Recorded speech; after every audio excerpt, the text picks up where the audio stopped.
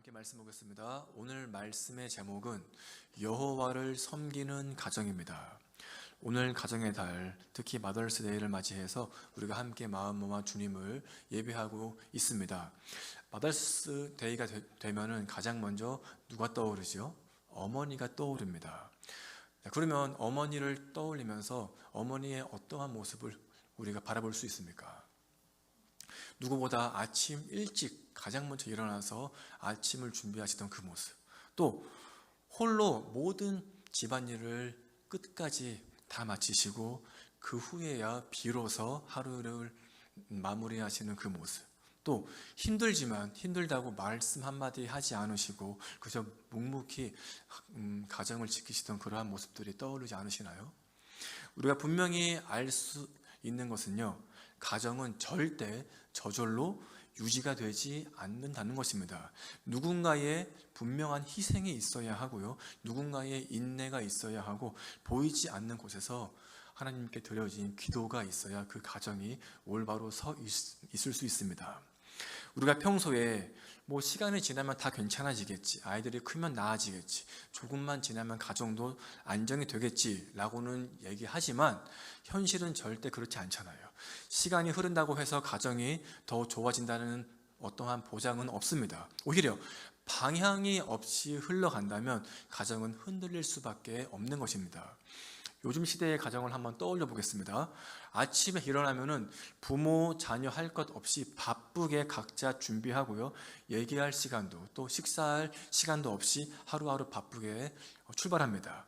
하루 종일 학교와 직장과 일과 사람들 안에서 이리저리 치이다가 저녁이 되어서 다시 집 안에 함께 모이지만 잠시 인사만 하고 또 각자의 방으로 쏙 들어가 버리죠. 우리가 집이라고 하는 이 한 공간 안에 있지만 또 그 안에서 각자의 삶을 각기 살고 있습니다. 식탁에 함께 앉아 있다고 해도 대화보다는 핸드폰이 더 익숙하고요, 서로의 삶과 마음을 묻기보다 각자의 피곤함을 견디기에 참 바쁩니다. 가족이라고 하는 이름은 있지만 함께 살고 있는 공동체란 느낌은 점점 우리 가운데에서 희미해지고 있습니다. 더 깊이 들어가 보면 한 가지 가장 중요한 것이 빠져 있습니다. 하나님이 우리의 가정의 중심에 계시느냐 아니냐인 것입니다. 이전에는 우리 가정이 언제나 하나님 중심이었고 주님을 의지했던 삶이었는데 지금은 과연 어떠한가요? 바쁜 삶 속에서 하나님이 어느 정도 좀 밀려나 있거나 아니면 필요한 때에만 기도하거나 말씀이 점점 가정 안에서 사라지고 있지 않습니까? 우리는 너무 쉽게 가정을 유지하려고 합니다. 하지만 주님은 우리에게 분명히 가정을 세워야 한다고 말씀하십니다. 우리가 분명히 알아야 할 것은 유지는 그냥 흘러가는 것이고요, 세우는 것에는 우리의 의지와 결단이 반드시 필요합니다. 결단이 있어야 우리가 우리 가정을 주님 안에서 올바로 세울 수 있고요, 우리 가정이 올바른 방향으로 나아갈 수 있다는 것이죠. 우리의 삶에서 천국과 가장 흡사한 곳이 있다고 한다면 모든 사람이 주님을 잘 믿고 주님 안에 거하며 기도와 찬양과 말씀이 끊이지 않는 가정이라고 할 수 있습니다. 이유가 무엇이죠? 이러한 가정을 통해서 주님이 주시는 행복이 무엇인지, 은혜가 무엇인지, 사랑이 무엇인지 직접 경험을 해볼 수 있기 때문입니다. 이와는 반대로 지옥과 가장 흡사한 곳은 신앙과 믿음이 없어서 주님을 멀리하고 하나님이 아닌 세상을 의지하는 가정입니다. 왜냐하면 주님을 올바르게 믿지 않고 입으로만 혹은 겉으로만 믿기 때문에 그 가정은 나아갈 방향을 완전히 잃어버리고 결국에는 하나님마저 잊게 되기 때문입니다. 가정은 삶의 방향을 잃어버리면 반드시 흔들릴 수밖에 없습니다. 겉으로 보기에는 아무런 문제가 없어 보인다고 해도 속에서는 이미 금이 가고 있다는 것이죠. 서로의 대화가 줄고 이해가 줄고 서로에게 따뜻함이 식어가고 그러한 삶이 계속해서 이어지고 있다면 그것은 단순한 문제가 아닙니다. 가정의 방향이 흔들리고 있다는 하나의 신호입니다. 오늘 말씀에서 여호수아는 이스라엘 백성들 앞에서 아주 강력한 질문을 던지고 있죠. 너희가 섬길 자를 오늘 택하라. 이것은 신앙의 근본적인 질문입니다. 너의 삶의 중심이 무엇이냐? 너의 가정은 지금 무엇을 향해서 나아가고 있느냐? 누가 너의 가정을 통치하고 있는가? 이어서 그는요, 사람들의 반응을 듣기 전에 먼저 이렇게 선포합니다. 함께 읽겠습니다. 오직 우리 가정은 하나님을 선택하겠습니다. 15절 말씀에서는요, 오직 나와 내 집은 여호와를 선택하겠다라고 이렇게 선포했습니다. 여기에서는요, 놓치면 안 되는 말이 있습니다. 바로 나와 내 집입니다. 여기서 알 수 있는 것은 한 사람의 결단이 한 가정의 방향을 결정할 수 있다는 것입니다. 누가 될지는 몰라도 한 사람이 주님 앞에 올바로 설 때에 그 가정 전체가 하나님 앞에 올바로 설 수 있게 될 수 있다는 것입니다. 너희가 섬길 자를 오늘 택하라고 한 이 질문은요, 2000년 전 이스라엘 백성들에게만 주어진 질문이 아닙니다. 현재 우리 모두에게 주어진 정말 중요한 질문이에요. 너와 너의 가정은 과연 누구를 섬기겠는가? 돈인가요? 안정입니까? 성공입니까? 아니면 하나님인가요? 우린 이 질문에 대해서 단 1초도 머뭇거리면 안 됩니다. 단 1초도 고민하면 안 됩니다. 뜸들이면 안 되겠죠. 오늘 지금 이 순간 반드시 바로 답할 수 있어야 합니다. 특별히 오늘 우리가 이 마더스 데이를 맞이해서요, 더 깊이 우리의 삶을 묵상해 봐야 하겠습니다. 우리 가정에서 가장 강하게 주님을 붙잡고 있는 사람이 누구인가요? 자, 우리가 어렸을 때에 하나님을 믿었든지 아니면 믿지 않았든지 우리의 가정을 한번 떠올려 보시면요, 우리의 가정을 뒤에서 묵묵하게 끝까지 붙잡고 있던 분이 누구인가요? 아버지인가요? 어머니인가요? 우리가 알지 못하는 시간에 조용히 기도하시는 분이 있습니다. 아무도 보지 않을 때에 눈물로 가정을 주님께 맡기는 분이 있었어요. 가정이 흔들릴 때에 끝까지 포기하지 않고 주님을 붙잡고 있던 분이 있었습니다. 하나님을 믿지 않았음에도 내 가정 흔들리지 않도록, 내 가정이 정말 누가 봐도 올바른 가정이 되게 하기 위해서 뒤에서 눈물을 머금고서 그 눈물을 보이지 않고서 우리 가정을 끝까지 붙잡으신 분이 있습니다. 바로 우리 어머니가 아닌가요? 또 지금은 내가 그 어머니의 역할을 감당하고 있지 않습니까? 바다 위를 항해하는 배를 밤이 되어도 올바른 길로 인도하는 것이 있습니다. 바로 등대이죠. 등대는요, 절대 움직이지 않습니다. 화려하지 않죠. 하지만 그 자리에 묵묵히 서서 빛을 비추어 주면서 배가 길을 잃지 않도록 그 한 곳에서 길을 알려주고 있습니다. 우리 가정도 이와 마찬가지입니다. 누군가가 반드시 등대와 같이 흔들리지 않는 모습으로 한 명이 서 있어야 합니다. 언제나 다른 것 바라보지 아니하고 하나님을 향한 방향을 붙잡고 그 빛을 비추는 사람이 반드시 필요합니다. 바로 어머니의 기도와 그 섬기시는 모습이 그러한 등대와 같습니다. 눈에 띄지 않아도, 말이 많이 없어도 그 한 사람의 믿음이 이 가정 전체의 방향을 올바로 인도해주는 등대가 되어집니다. 어머니의 기도, 어머니의 섬김은요, 결코 크게 보이지 않을 수 있습니다. 어머니의 신앙은 조용하게 보일 수 있어요. 하지만 그 기도가 가정의 등대가 되어서 온 가정이 믿음의 길로, 하나님의 길로, 십자가의 그 길로 나아갈 수 있도록 인도해주는 빛이 될 수 있다는 것을, 그 빛이 지금도 비추어지고 있다는 것을 우리는 늘 잊지 말아야 하겠습니다. 그러므로 오늘 이 말씀은 단순히 좋은 가정을 세워야 한다는 것이 아니라 누군가의 믿음의 결단이 가정을 살릴 수 있다는 이야기입니다. 그 한 사람이 바로 내가 될 수 있길 간절히 원합니다. 아니, 한 사람이 아니라 우리 가정의 모든 사람이 이와 같이 등대와 같은 역할을 할 수 있기를 간절히 소망합니다. 오늘 말씀에서 볼 수 있는 여호와를 섬기는 가정, 첫 번째 모습은 바로 선택하는 가정입니다. 선택하는 가정. 어느 권사님 가정의 이야기인데요, 주일 아침만 되면 늘 정신이 없다고 합니다. 엄마는 예배 늦겠다 빨리 일어나, 아빠는 5분만 더, 아이들은 오늘 꼭 가야 합니까?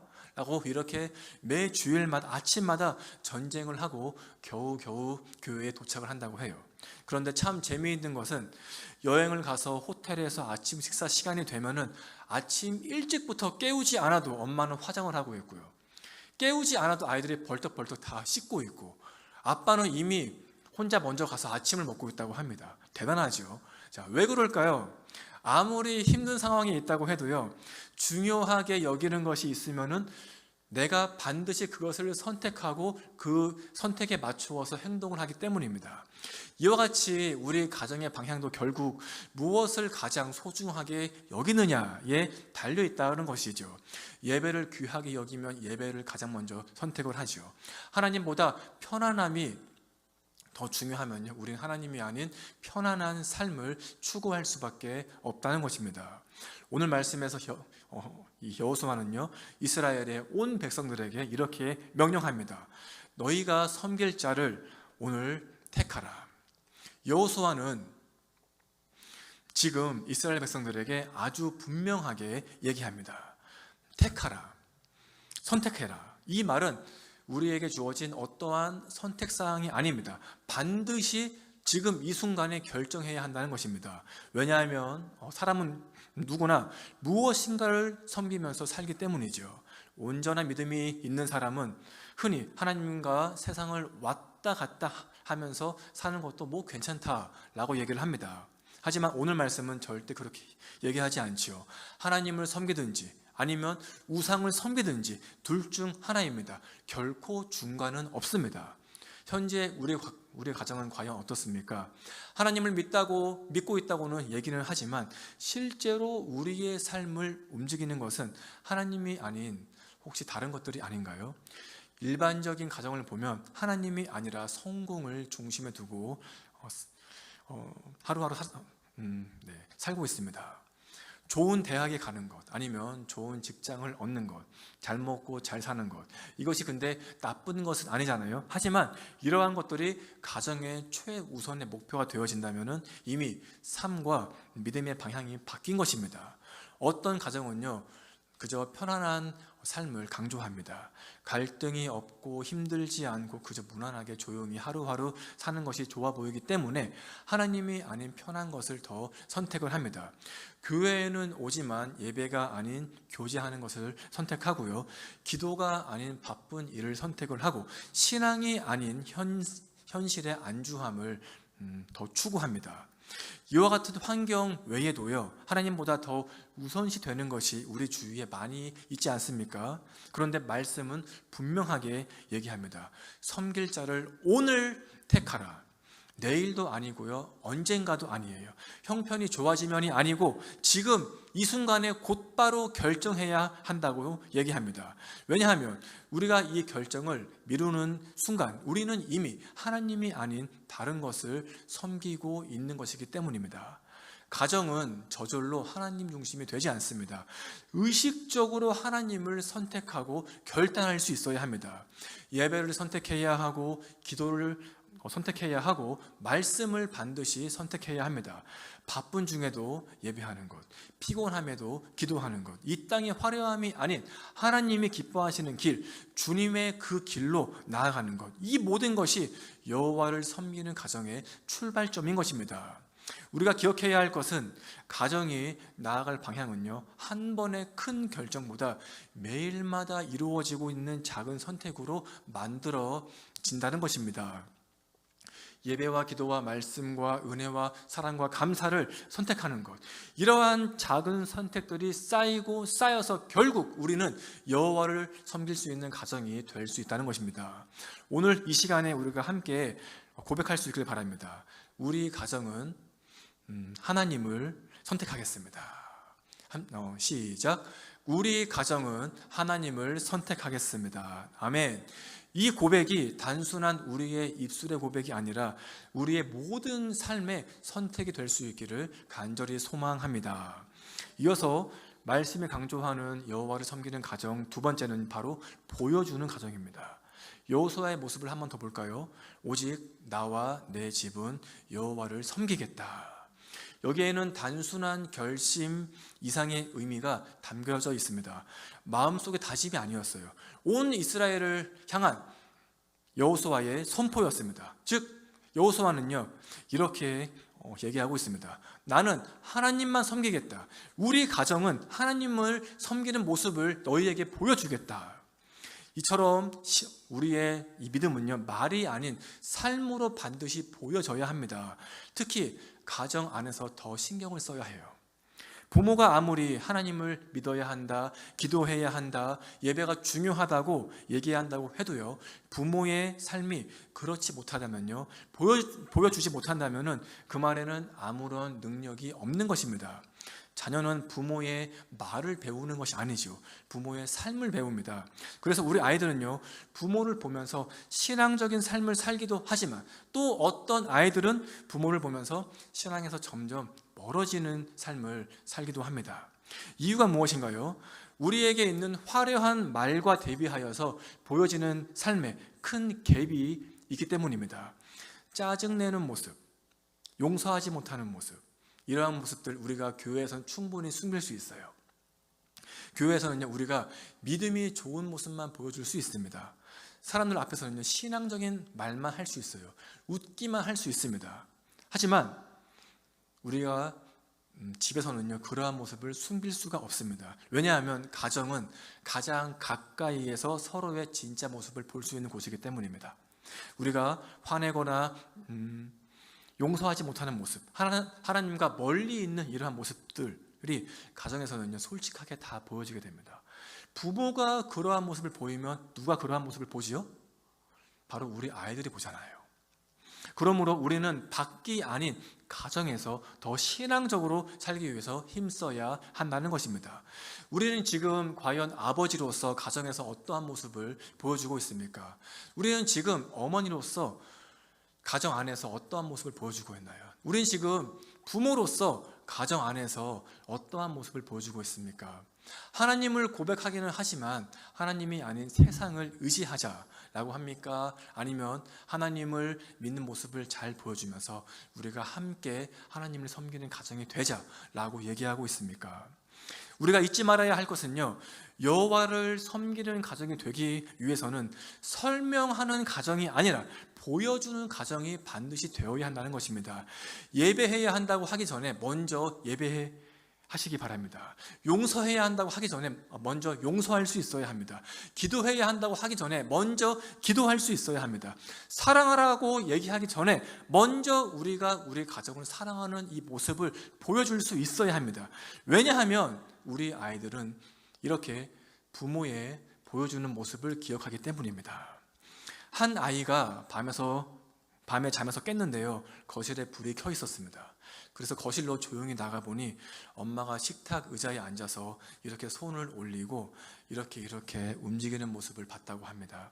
이때 아이는요 엄마가 밤에도 날 위해서 기도하시는구나 하고서 조용히 눈물을 흘리면서 뒤에 가서요 엄마 기도해줘서 고마워요 하고서 얘기하면서 뒤에서 안아주었다고 합니다. 그런데 엄마가 깜짝 놀라면서 이렇게 얘기했다는 거예요. 얘야 기도한 게 아니고 밥 먹고 있었어 라고 얘기했다고 합니다. 이렇게 손을 올리고 이렇게 왔다 갔다 하는 모습이 뒷모습이 기도하는 모습과 비슷하잖아요. 자, 즉 이렇게 우리가 뒷모습은 누가 봐도 비슷합니다. 우리의 앞모습은 우리가 숨길 수 있어요. 또 우리의 이 뒷모습을 통해서도 우리가 우리의 진심 어린 모습이 아닌 가식적인 모습을 보여줄 수가 있습니다. 하지만 뒷모습은 비슷하지만 기도하는 우리의 모습이 기억에 남을지 아니면 또 다른 모습이 기억에 남을지는 바로 우리의 선택에 달려 있다는 것입니다. 특히 오늘 우리가 이 마더스데이를 맞이해서요 우리는 어머니의 모습을 다시 한번 더 떠올려 보게 되어집니다.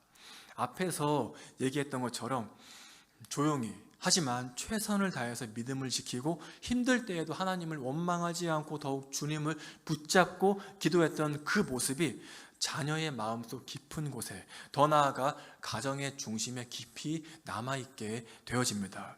그러한 우리 어머니들의 모습 아마 우리 남편들은 잘 모르겠지만 어머니들이 아무도 보지 못하는 그러한 상황에서 가정을 섬기시는 모습, 지금 내 모습을 떠올리면요, 참 많이 힘들었죠.